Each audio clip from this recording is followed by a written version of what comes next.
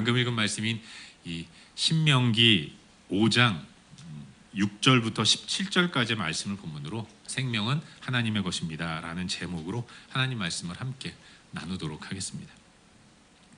어느 해가 아직 뜨기 전 캄캄한 새벽녘에 한 사람이 한강 다리 중앙에 서 있었습니다.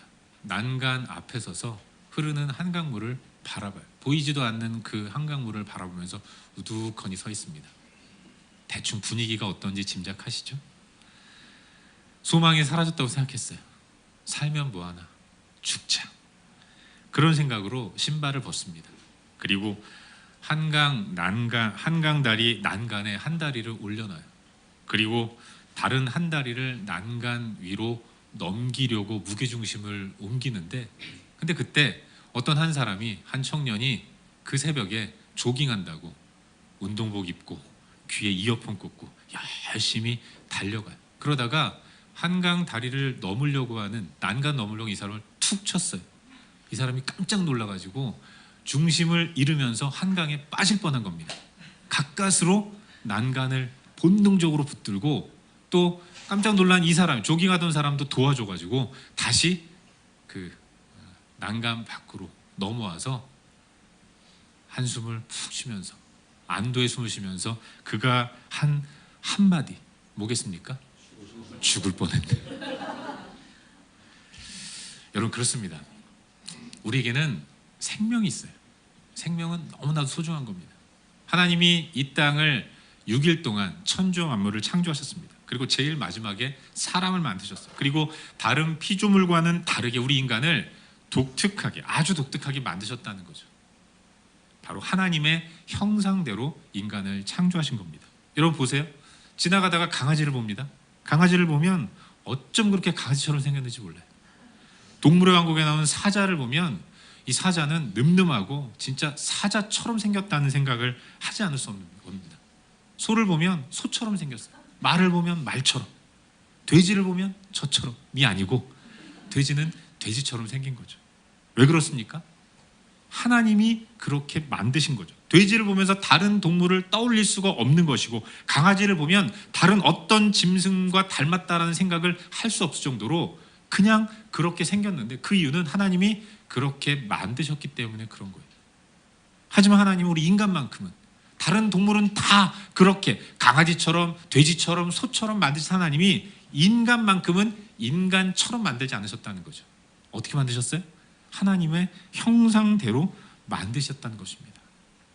물론 이 하나님의 형상대로 지으셨다라는 말이 외적인 모양을 의미하는 것은 절대로 아닙니다. 그냥 이해를 쉽게 하기 위해서 이렇게 얘기를 하는 것인데, 하나님은 우리 인간만큼은 하나님의 형상대로 지으셨고, 그래서 하나님만이 갖고 계신 아주 독특한 성품 가운데 일부를, 몇 가지를 우리가 함께 사용하도록 허용해 주신 것입니다. 그래서 인간은 소중한 거예요. 우리 인간이 소중한 이유는 우리가 하나님의 형상대로 지음받은 존재이기 때문이고, 당신의 형상대로 만드신 우리와 하나님은 늘 교제하기를 원하시는 겁니다. 내가 누구입니까? 우린요 다 하나님과 교제할 만한 레벨의 사람들인 거예요. 그래서 모든 인간은 다 존중을 받아야 하고 그만큼 소중하다는 것이고, 그 인간이 갖고 있는 생명 또한 그래서 너무나도 소중한 거죠. 처음 창조된 인간은 하나님 뜻하신 대로 서로 존중하고 사랑하며 풍성함을 나누면서 살았습니다. 아담은 하와를 바라보면서 내 뼈 중에 뼈요 살 중에 살이다 노래하면서 극진히 아끼고 사랑했어요. 하와도 아담을 바라보면서 나의 돕는 배필이다 고백하면서 아담을 지극정성으로 섬기면서 그 가운데서 서로 행복하고 풍성한 삶을 살았던 거죠. 하지만 그런 인간이 하나님과의 약속을 깨뜨리면서 범죄하게 되었고, 그 범죄로 인해서 가장 먼저 파괴된 것이 바로 생명인 겁니다. 영원히 누리는 생명을 부여받고 창조된 우리 인간 가운데 죽음이 찾아왔어요. 더 나아가서 사람이 인위적으로 사람의 생명을 해하는 살인이 하나님과 분리된 그 시간부터 인간 가운데 찾아오기 시작한 겁니다. 범죄하기 이전의 아담과 하와는요 에덴에서 사랑만 하며 살았습니다.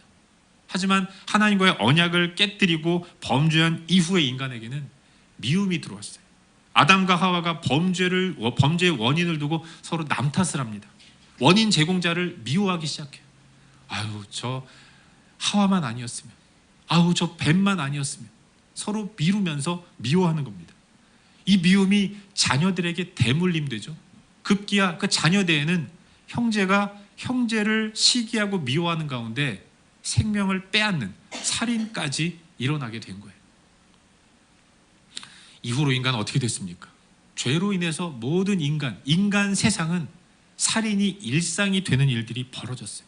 과거에는 미워하는 것만으로도 두려워 떨었는데 이제는 그것이 무뎌져서 미움은 일상이고 미움을 행동으로 표현하는 살인까지도 아무렇지 않게 행하는 이런 일들이 벌어지게 된 거죠. 인간의 범죄로 인해서 망가진 피조세계는 인간을 삼키는 무서운 환경을 만들어냈습니다.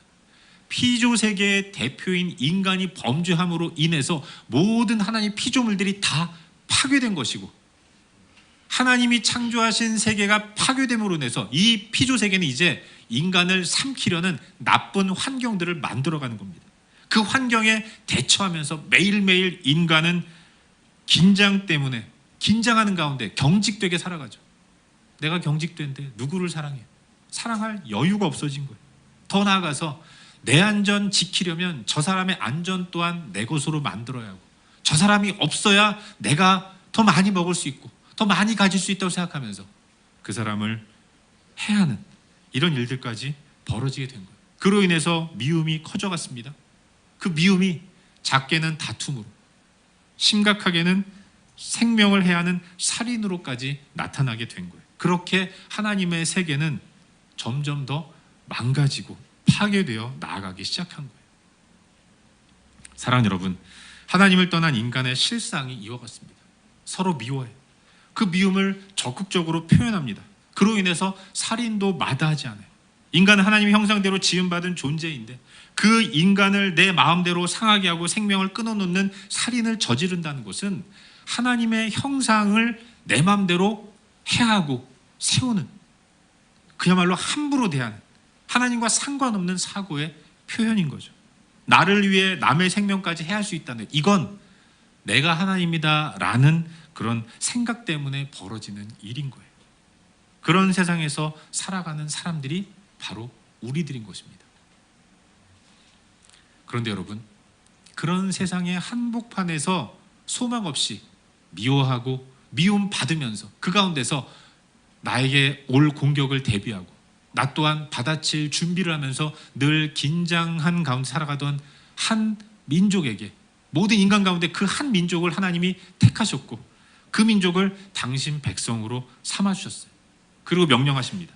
내 백성은 이렇게 살아야 한다 말씀하시면서 그 가운데서 주신 계명이 바로 살인하지 말지니라 라는 명령이었어요. 우린 요즘 주일 예배 설교 시간을 통해서 이스라엘 백성들에게 하나님이 명령하신 율법의 대명사인 10계명의 명령 하나하나를 함께 살펴보는 가운데 우리가 가야 할 방향과 길을 찾아보고 있어요.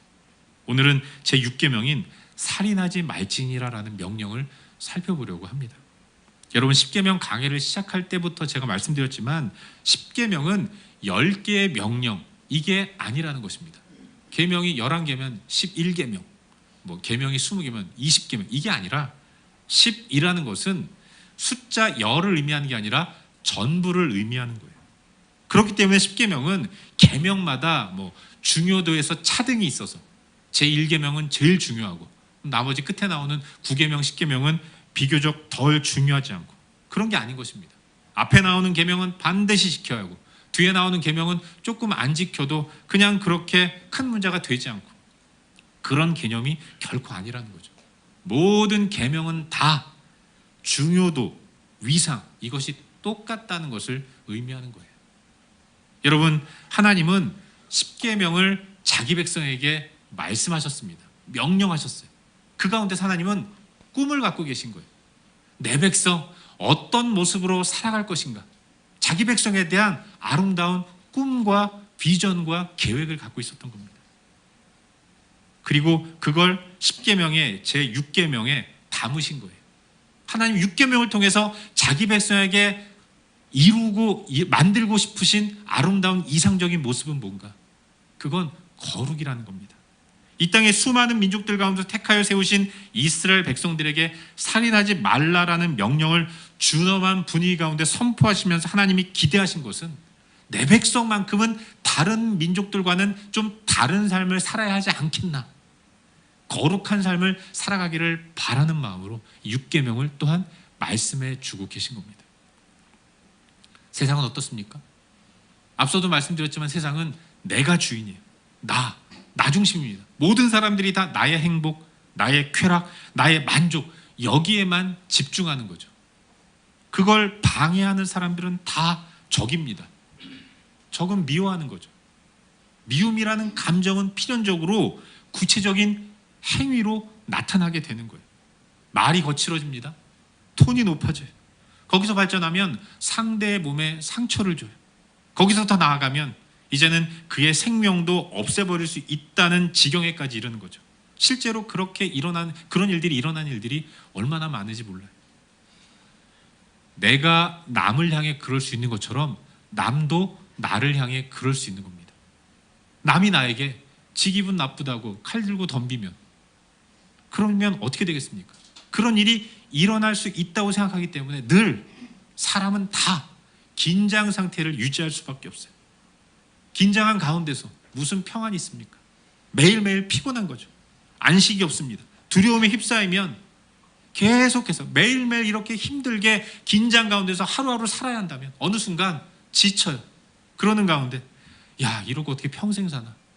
그러면서 나 스스로 내 목숨을 끊으려는 시도 또한 일어날 수 있는 겁니다.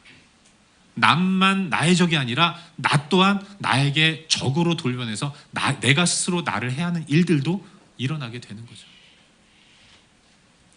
여러분, 세상이 그렇습니다. 그리고 우리가 그런 세상에서 살았어요. 그 세상의 한복판에서 살았던 사람들인 거죠. 그런데 하나님 우리를 택하셨습니다. 구원해 주셨어요. 세상이라는 같은 환경 가운데서 구원받은 우리를 또한 한 공동체로 묶어 주셨다는 것입니다. 그리고 명령하시는 거예요. 당신의 택함을 받은 나와 너와 우리를 하나로 묶으시고 내 백성들은 어떻게 살아야 하는가를 말씀하시면서 명령하신 거죠. 너희들 나의 백성으로서 살인하지 말지니라. 하나님은 세상의 한복판에서 미움을 당연하게 받아들이고 미움을 표현하는 것을 지극히 자연스러운 것으로 받아들이며 살아가는 모든 사람들에게 자기 백성을 통해서 보여주고 싶으셨던 겁니다. 끊임없이 긴장 가운데서 죽고 죽이는 것을 일상으로 살아가는 저 세상의 한복판에서 여전히 뒹굴며 살아가는 저들에게, 그래서 평안이 없고 그래서 괴로워하는 사람들에게 내 백성 봐, 내 백성들은 나의 은혜와 나의 사랑으로 인해서 서로 사랑하는 모습을 가지고 살아가는 가운데 행복함을 누리며 살아간다. 세상은 남을 죽여야 내가 행복할 수 있다고 생각해요. 그래서 나의 행복을 방해하는 상대로만 남을 바라보기 때문에 그가 밉죠. 그를 적으로 상정하고 끊임없이 그와 경쟁하며 삽니다.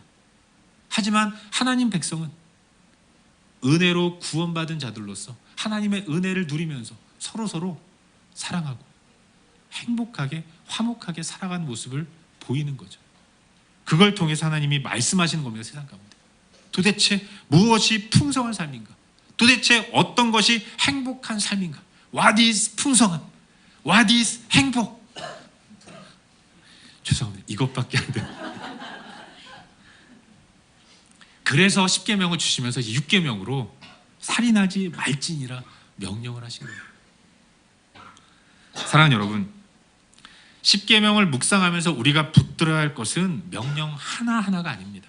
더 중요한 것은 그 명령을 허락하신 하나님은 어떤 분인가? 도대체 어떤 마음으로 그 명령을 주셨을까? 그 명령하시는 분 하나님은 어떤 분이시고 그 하나님은 어떤 생각을 가지고 우리에게 그 말씀하시는가? 이걸 찾아내는 것이 가장 중요한 거예요. 한국에 있는 친구 목사와 교제를 하고 통화를 하다가 요즘 근황을 물어보더라고요. 요즘은 어떤 설교해? 요즘 10계명 강해. 그랬더니 이 친구가 하는 말이 그거 그렇게 왜 성도들 피곤하게 만드냐.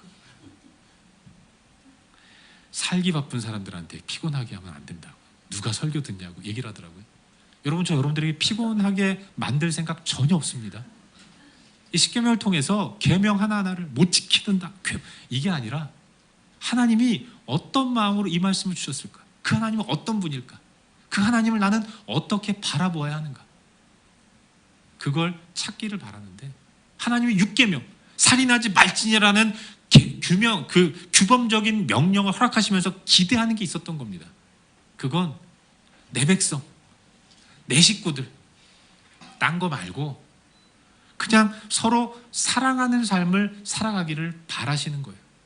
당신 백성들, 택함받은 주의 백성들이 하나님의 교회에서 택함받은 자로서 하나님 백성된 우리들은 우리를 택하신 하나님을 사랑하는 가운데 우리가 서로 형제라는 것, 우리가 서로 가족이라는 사실, 결코 남이 아니라는 사실, 그래서 하나님 백성들이 서로 화목하게 살아가는 공동체를 만들어가기를 바라는 마음으로 이와 같은 명령을 허락하신 거예요.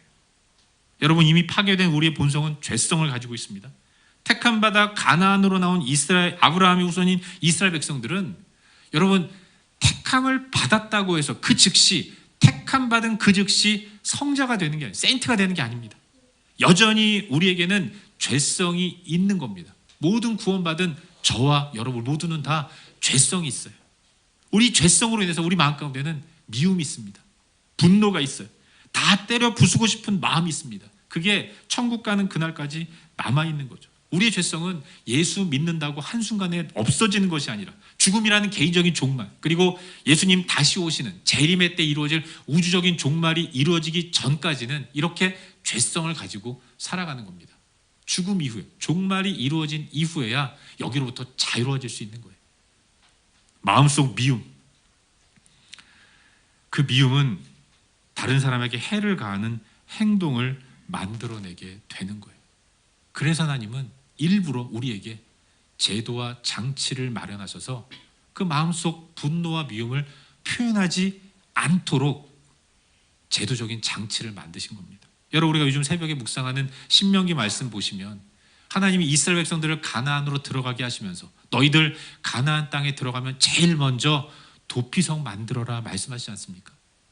요단강 서편, 하나님이 택하신 그 가나안 땅에 자기 백성을 들어가게 하시면서 하나님은 그 백성들이 제일 먼저 가나안에 들어가서 해야 할 일로 3개의 성읍을 지정해서 거기에 도피성을 만들도록 말씀하셨고, 그곳에 의도치 않게 사람을 죽인 사람들이 도망쳐 생명을 보존할 수 있도록 장치를 만들어 놓으신 겁니다. 사람을 죽인 일, 살인하지 말지니라는 명령을 어긴 거예요.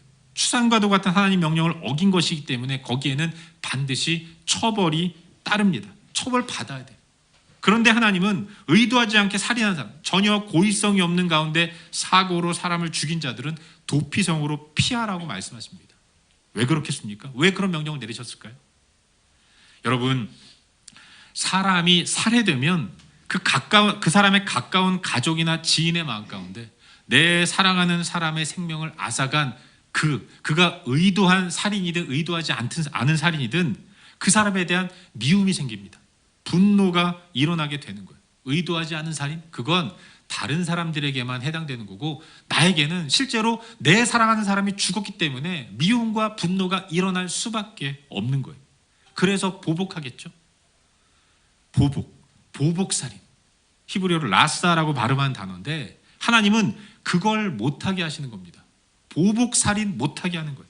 제6계명에 살인하지 말지니라고 할 때 이 살인이라는 것은 라사, 보복살인을 이야기하는 거예요. 네 마음대로 보복하지 마. 이게 제6계명 살인하지 말지니라라는 하나님의 명령이라는 것이죠. 왜 하나님 이렇게 말씀하십니까? 그거 내가 해줄게. 네 마음에 원망이 없도록 내가 해줄 테니까 네 스스로 네 마음대로 그렇게 보복살인하지 말아라. 하나님이 우리 마음을 다 아시고 사랑하는 사람이 죽었다는 것에 대한 아픔을 다 아시고 그 아픔 헤아리시기 위해서 하나님이 책임져 주시겠다고 약속하시면서 네 스스로 보복하면 안 된다라고 말씀하시는 거예요. 여러분, 보복을 하면 보복당하는 사람에게도 가까운 사람이 있을 거 아니겠습니까? 그 사람에게도 내 사랑하는 사람이 보복으로 살인을 당한 겁니다. 그 사람은 내 가까운 사람 죽인 사람 보복을 기억할 겁니다. 실행하겠죠? 그러면 그 사람이 죽어요. 또 그 사람의 옆에 있는 사람이 내 사랑하는 사람을 저 사람이 죽였구나. 저 사람 보복해야지. 또 보복합니다. 계속해서 보복이 반복이 되는 거예요. 피해 악순환이 이루어지는 거죠. 그 가운데서 미움이라는 근본적인 문제는 결코 해결되지 않는 겁니다. 여러분, 하나님의 공동체가 맨날 원수 갚는 일에만 골몰하고 매몰된다면 그게 무슨 샬롬 공동체이겠습니까? 이건 엔샬롬, 샬롬이 없다. 이것밖에는 안 되는 겁니다. 그건 하나님의 뜻이 아니라는 거죠. 왜 하나님이 저 갈대아 우르에서 잘 살던, 그야말로 그 시대에 아브라함이 살 때에는 갈대아 우르에는 수세식 화장실이 있을 정도로 엄청난 문명이 발달된 곳에 살아가던 아브라함을 끌어내셔서 가나안으로 들어가게 하셨겠습니까? 하나님은 아브라함의 후손들을 하나님이 택하신 가나안에서 행복하게 살아가도록 만들기 위해서 불러내신 거예요. 그 백성이 서로 원수 갚는 일에만 매몰되어 가지고 내가 할 거야, 내가 원수를 갚고야 말겠어, 그래야 나는 마음이 시원하겠어 하면 뭐 시원하겠습니까? 안 돼요, 안 돼. 결국 죽고 죽이는 피해 악순환이 벌어지면서 샬롬이 아닌 엔샬롬, 늘 불안과 괴로움과 힘든 가운데서 살아갈 수밖에 없는 것입니다. 하나님 그래서 말씀하신 겁니다. 살인하지 말지니라. 이 말은 살인의 동기가 되는 미움, 그거 나한테 맡겨라 말씀하시는 거예요. 여러분, 도피성에는 제사장이 있습니다. 도피성은 빈 성이 아니에요. 그곳에는 사는 사람들이 있습니다. 제사장이 있고요, 장로들이 있습니다. 어떤 사람이 사람을 죽이고 도피성으로 들어오면 제사장과 장로들이 글을 앉혀놓고 듣는 겁니다. 자초지종을 들어요. 신문을 하는 겁니다. 재판을 하는 거예요. 그 가운데서 고의성이 없다고 판단되면 도피성에 머물도록 하는 거죠. 하지만 그 사람이 도피성 답답하다고 뛰쳐나가면 도피성 밖에서 벌어지는 보복살, 라싸, 이건 하나님도 허용하신다는 겁니다. 여러분, 왜 하나님이 고의로 살인을 하지 않은, 부주의하게 살인한 사람을 도피성에 계속 머물도록 하십니까? 그건 그 사람이 도피성에서 해야 할 일이 있기 때문에 그런 거예요. 도피성에서 부지 중에 살인한 사람은 제사장이 살아있는 기간 동안 거기 머물러야 됐습니다. 그 기간 아닌 때 제사장이 여전히 살아있는데도 그냥 도피성을 벗어나면 보복을 당해서 죽어도 아무 문제가 안 되는 겁니다. 계속 거기 머물러 있어야 하는데 왜 하나님이 그렇게 정하셨는가? 거기서 회개하라는 거예요. 어쨌거나 사람 죽였잖아요. 어쨌거나 누군가에게 상처를 주지 않았습니까? 긴 시간 거기 머물면서 그가 해야 할 일은 내가 형제에게 아픔을 줬구나. 회개해야 하는 겁니다. 그리고 회개하면, 진심으로 뉘우치면 내 안에도 회복이 일어나요. 그에 대한 감정의 회복이 일어나서 그도 나도, 하나님의 백성들이 진정한 회복을 이룰 수 있는 겁니다. 그래서 하나님이 도피성을 만들어 놓고 거기 숨으라고 말씀하시면서 그를 보호하는 가운데 그에게 미션을 주시는 겁니다. 회개하고 용서를 구하라. 여러분, 우리 마음속에 일어나는 미움과 분노 다 있습니다. 있을 수밖에 없어요. 세상은 스스로가 응징자가 돼요. 내가 원수를 갚습니다. 내가 내 감정을 풀어요. 그래서 남는 게 뭔가? 부메랑처럼 되돌아올 응징에 대한 공포, 두려움, 긴장.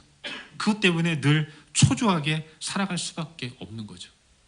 하지만 하나님 백성들은 이 모든 원수 갚는 것들, 미움을 하나님께 맡기는 삶을 살라고 명령하세요. 하나님의 판단에 모든 것들을 맡기고 하나님이 행하시는 것에 동의할 준비를 하면서 그렇게 하나님께 모든 것들을 맡기는 삶을 살아가야 한다는 것이 이 하나 6계명을 주신, 살인하지 말라라는 명령을 허락하신 하나님의 뜻이라는 것, 우린 그걸 기억해야 하는 것이죠.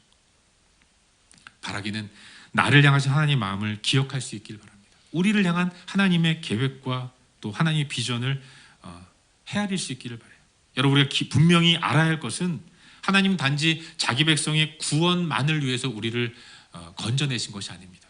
건진받은 우리가 하나님과 더불어서, 또 함께 건진받은 우리가 함께 어우러져서 이 공동체 가운데서 행복하고 풍성한 삶을 살기를 바라시는 분이십니다.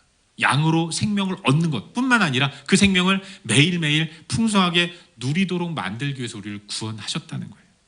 내 행복과 우리 모두의 풍성함을 가로막는 내 마음속에 미움, 원망, 분노, 하나님은 지금도 우리에게 말씀하십니다. 내놔. 나한테 다 내놔. 원수 갚는 것, 그건 하나님께 속한 것임을 인정하는 가운데 다 하나님께 맡겨버리고 성령께서 내 마음 가운데 진정한 치유를 허락하시기까지 잠잠히 엎드려 기도하는 모습, 그 가운데서 점점 조금씩 자유함과 풍성함을 회복해 나아가는 삶, 하나님이 우리에게 그걸 요구하고 계신다는 사실을 믿으시기를 바라요. 우린 분명 3차원의 세계 가운데 살면서 한계가 있습니다. 원치 않지만 마음속에 미움과 원망과 분노가 있어요. 그러나 그 모든 것들을 다 하나님께 맡기는 삶을 살 때, 그리고 그것이 하나님 우리에게 주시는 도전임을 기억하는 가운데 맡김으로 인한 풍성함, 하나님께 속한 것임을 선포하는 가운데 얻어지는 진정한 평안함을 가지고 이 땅을 풍성하게 복되게 살아가는 우리 모두가 될 수 있기를 주의 이름으로 축원합니다. 기도하겠습니다. 함께 기도할 때 주신 말씀 붙들고 기도하기를 바랍니다. 사랑하는 여러분, 하나님이 우리에게 풍성함을 명하세요. 자유함을 명령하십니다. 하나님이 허락하시는, 하나님이 명령하시는 자유함과 풍성함이 내 안에 있는 미움 때문에, 원망 때문에, 분노 때문에 누려지지 않는다는 건 결코 하나님 보시기에 아름다운 모습이 아니에요. 그 모든 것들을 주님 앞에 맡깁시다. 그리고 평안을 누릴 수 있기를 바라요. 사람에겐 입을 다물고 하나님께 입을 열어 기도하는 가운데 허락하시는 평안이 우리 가운데 임할 수 있기를 바라요. 함께 기도할 때 하나님, 내가 하나님으로 인한 참된 평안을 누릴 수 있도록 도와주시고 나를 행복하게 하시기 원하시는 하나님의 인도를 따라서 모든 미움과 원망과 분노 하나님께 맡기고 그 안에서 평안을 누릴 수 있도록 성령님 나를 붙들어 주시옵소서. 이 시간 함께 기도하며 나아가겠습니다. 함께 기도합시다. 아버지 하나님, 내 마음 가운데 있는 미움과 원망과 분노, 이 모든 것 하나님 앞에 맡겨드리기로 합니다. 원수 갚는 것, 나에게 속한 것이 아님을 고백합니다. 하나님께 맡기고 하나님이 하실 것들을 기대하면서 주님께 모든 것들을 내려놓는 은혜의 삶을 살아갈 수 있도록 인도해 주옵소서. 아버지 하나님, 하나님이 나의 삶의 왕이심을 고백합니다. 왕께서 명령하시는 내 노우라는 이 명령 앞에 순종함으로 나아갈 수 있도록 인도하시고 거부하지 않을 수 있도록 인도하시며 주님을 기쁘시게 하는 복된 삶을 살아갈 수 있도록 인도하시옵소서. 아버지 인도하시옵소서.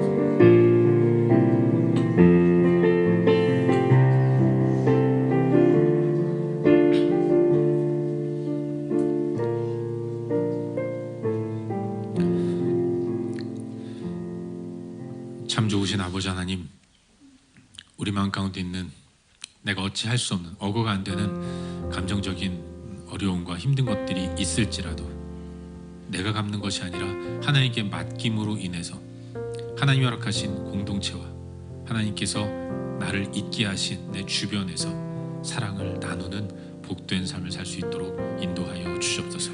이번 한 주간도 주님 안에서 진정한 자유함과 평안을 누릴 수 있도록 도와주시옵소서. 주 예수 그리스도의 이름으로 기도하옵나이다.